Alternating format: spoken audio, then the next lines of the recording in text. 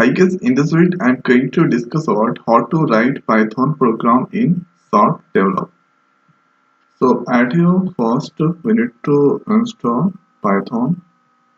So at here let's open command prompt and at this place write Python. So at here Python 3.8 that already installed. Now here after the next is open any your favorite browser. Now here after write SharpDevelop. So this is the details, and hereafter click on this first site, source for site. Now hereafter the next is click on download button. So file is now it's opening, and hereafter click the save, and here you can see the details SharpDevelop. So this is .msi file. Now hereafter open the file, OK,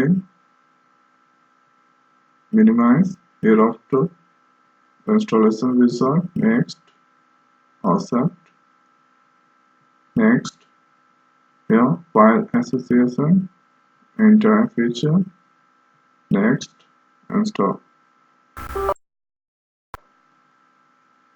So right here installing SharpDevelop 4.4.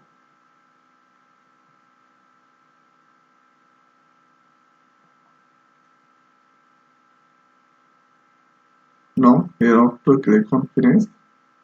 Here you can see the icon it's created. Now here open this icon. So editor is now opened. Now hereafter the first thing, go to file, here new, and here solution. So you can create different kind of solution at this place. So this is available for C++, F Python, Ruby, VB, and here you can see C# will also support. So Python is selected. Now here type, give the project name or solution name. So right here Python proc. So at this location it's the now file is going to save. Click on create. Here you can see the file is created with the name myclass.python. Now hereafter the next is new and here file. So create. So I'm going to create one empty file, and here already I have code. So this is for adding two numbers. Now hereafter paste, and hereafter Control S, and hereafter Python, and here run.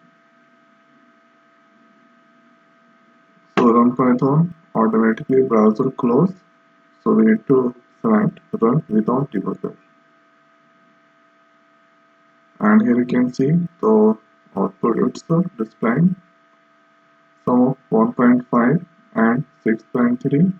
So if you add, the output it's displaying 7.8. So this is the way we can write Python program in SharpDevelop. So this is one of the best ID. You should also try. This is free, open source, no need to pay anything, very lightweight. So I hope guys this video is helpful for you. So now in this video it's over. So thanks for watching. See you next video. Thank you.